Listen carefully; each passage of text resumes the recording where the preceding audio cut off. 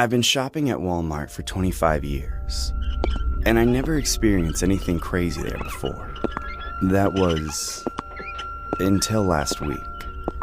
I think if this happened to anyone without the sort of training I got from the military, it could have ended much worse.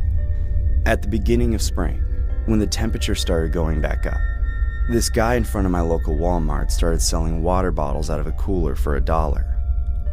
I saw him outside the entrance every time I went shopping for a few months. I could never tell if he was homeless or not, but I always assumed he was. It never bothered me since I don't work at Walmart and I don't have any reason to care.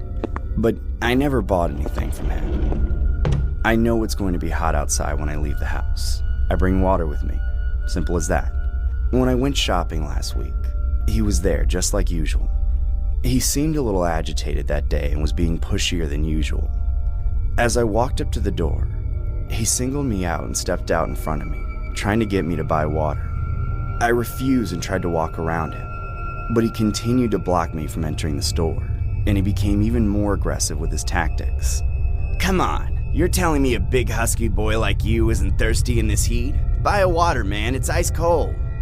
And you think insulting me is going to work? Back off, I'm not buying. What's your problem, man? I'm trying to help you out and you're yelling in my face? Just ask someone else, dude. I'm done with this. Eventually, I walked past him and got into the store, but he followed me inside, continuing to shout at me to buy a bottle of water. An employee at the front of the store quickly confronted him.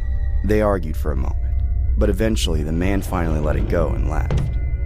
I had a long grocery list as I usually do, so I wanted to get through it. My first item on the list was canned food. The aisle wasn't far from the entrance, and it didn't take me long to get there. I stopped my cart and reached down to grab the green beans on the lower shelf, when all of a sudden, someone hit me in the back of the head. I was completely caught off guard. By the time I could even turn around, I had already been hit several times. The attacker hit me right in my eyes. I was so disoriented that I couldn't even tell how many people there were, or who they were. It felt like I was being jumped by 3 or 4 people. I tried to step back and make space, but they stayed right on me the whole time. I finally put up my defenses and got my first good look at my attacker. It was that same man from before. He kept punching me in the face. I pushed him back only for him to rush forward and grab me by the arm and keep hitting me. I fought back by punching him in the chin several times, but somehow he was unfazed.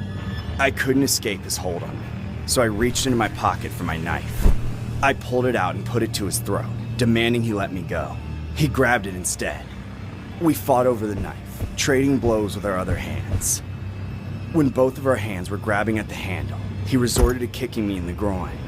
Due to the shock of the pain, my focus on the knife slipped for a moment, and that's when he grabbed it. I staggered back, trying to make space. The attacker paused, smirking with success. For a moment, time slowed to a crawl. The threat to my life had just been severely intensified. I got my bearings on my surroundings, noticing for the first time that we were actually surrounded by a crowd of people. But instead of doing anything to help me, they had taken out their phones and were filming. I had no time to feel injustice, though. The attacker lunged at me, thrusting the knife through the air. Just then, an old muscle memory came back to me. A piece of CQC training from boot camp when I was 18 years old. 25 years later, I used it for the first time in a real-life scenario. I quickly blocked the rushing attack and disarmed the man as he tried to stab me, grabbing a hold of it myself. My muscle memory also led me to stab the man twice without even thinking about it. Luckily, I only hit his arms. He shouted in pain and tripped over himself, collapsing to the ground. I stood there in a queasy state, wondering if he was going to get up and come at me, wondering if I would have to stab him again. Thankfully, when he got to his feet, he turned around and ran right out of the store. Nobody tried to stop him, and I didn't go after him.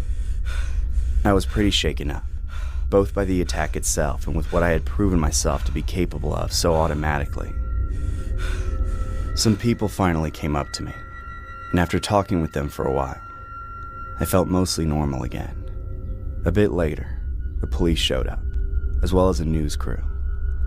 I gave my statements to the police and then figured I should agree to do an interview with the reporters while the memory was fresh. This wasn't the way I envisioned I'd be on the news if I ever did. One of the strangest things to me is that after everything, at the end of the day, I still needed to get groceries.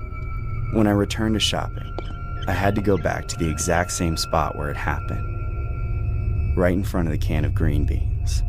As I reached down to grab them, I had a flashback to the fight. At the time, I didn't realize he was saying anything, but suddenly I remembered him screaming about something.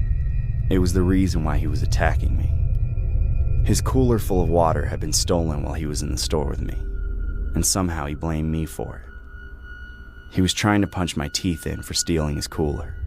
I really don't understand this world.